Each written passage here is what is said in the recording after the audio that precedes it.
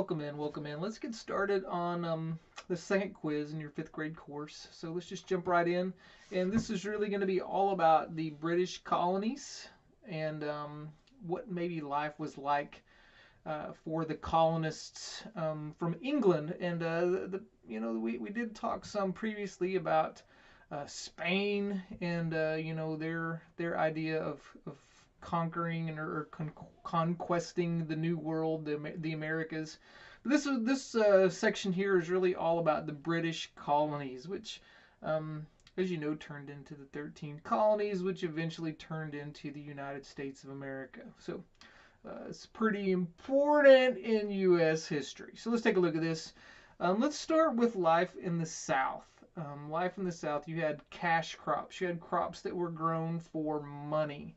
All right, so we had tobacco, rice, indigo were the three major cash crops early on. Eventually, cotton became a big thing, and so slaves lived on these big, massive farms that once again were designed to be cash crops. All right, so these farms were really huge farms designed to make money. In New England, okay, not the South. New England was the northern part of the American colonies, of the British colonies in America.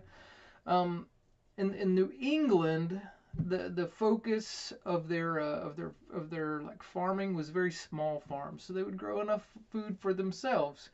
They were self-sufficient. They didn't rely on other people. But in the South, these farms were really big and massive. And do you remember what those really big, massive farms that the slaves worked on were called?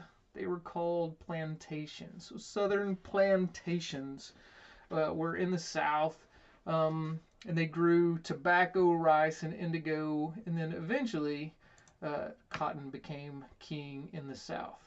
So just some things to keep in mind about the South. And also, while we're talking about the South, the slaves who worked the fields on those large plantations in the South, they did everything they could to try to maintain some of their own culture and their own history from Africa. And they did this. Music was a big way they did this. And you see some musical instruments on the page in front of you, and specifically I'll speak to the banjo and the drum. These were really huge for them, huge important ways where they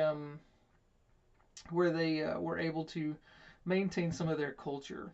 They also supported one another, were there for one another in a very trying and hard way to live. Being a slave was obviously a horrible way to live. So anyway, and with that said, this slide here is an interesting one. It just shows a picture of a slave saying, I'm not a man and a brother. There were a lot of laws passed in colonial America to restrict the rights of slaves, to do everything they could to make slaves less than human, less than a white person. A very sad part of our history, from my perspective. A very, very sad thing indeed. So laws were passed to restrict the rights of these slaves to really protect the southern plantations so that they could continue to make money, because if the slaves had rights and were to no longer be slaves, then that would cut into their bottom line and hurt their economics. So that would be really a major reason why they passed all these laws against slaves. And they just didn't want the slaves to be free. They didn't want them to escape or anything like that. So everything that they could do to try to keep the slaves from escaping, they did. So that's a little bit about the South. Once again, just to kind of keep this in mind, tobacco, rice, indigo were the three major cash crops early on in the southern colonies. Let's turn our attention to New England. New England's the northern colony, most colonies. Today in the United States, these are the states of like Maine, New Hampshire, Vermont, Massachusetts, up in that area of the Rhode Island up there. New England's the northeast part of the United States. So some things about New England. Number one, the Meetinghouse was the most important building in a New England community. This is where people would gather for the town meeting once a year. It just was the center of town. It was just such an important part of the town. Another thing about the New England colonies, about towns in the New England colonies, is they were what we would call self-sufficient, which basically means this: they grew enough food for themselves, and they would go hunting, they would go gathering, and so they would be able to provide their own shelter, their own food, all these sorts of things, kind of living off the land. They didn't require a whole lot of trade with other people because they were self-sufficient. They didn't have these big, massive, like plantations like they had in the South. Small farms, self-sufficient by growing crops for themselves. Another kind of part of New England, and really across the colonies, is this is a picture of the Pilgrims, or a painting of the Pilgrims as they might have looked. And so these Pilgrims, they came to the Americas to avoid religious persecution, to seek religious freedom. And they weren't alone. You had the Puritans, you had the Quakers, you had the folks who settled in Maryland who were Catholic, who were escaping religious persecution for their beliefs as well. So when you think about why colonists would, risk it all to come to the New World, a big part of it was this whole idea of religious freedom and escaping religious persecution. All right, now let's talk just a little bit about colonial jobs, occupations. I want to mention 3 occupations that people might have had back during colonial days. Number 1 is the cooper. The cooper is a guy who made barrels. You could store things in barrels, and so a cooper was very important in colonial life because these barrels were super important in storing things and shipping things.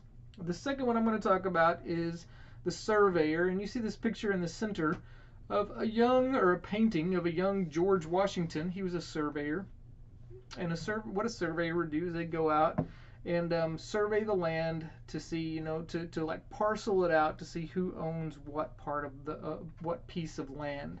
So a surveyor is another job. The cooper. And then the last one I want to talk about is the miller. The miller would take grain, such as wheat, and then mill that down into something usable, such as flour. So the cooper, the surveyor, and the miller. What about life for colonial day children? So what would life have been like for a child? Well, you would have gone to school, probably, most likely. Sometimes 6 days a week. Seems like a lot. I'm glad we don't have to go 6 days a week, but anyway, we're virtual, so I guess we kind of go all the time. But anyway, that said, children would go to school and then they would have to work. All right, so they wouldn't go home and play video games. There were no video games. No free time, very little free time.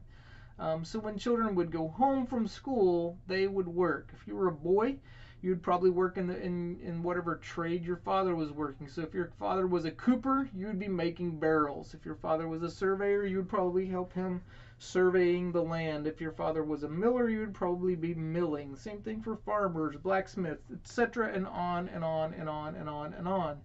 You would most likely be taking care of animals because you probably had some animals that were beneficial in keeping your family fed. If you were a girl, you would probably be doing things like around the house, knitting, cleaning, cooking, weaving, sewing, all those sorts of things that had to be done around the house.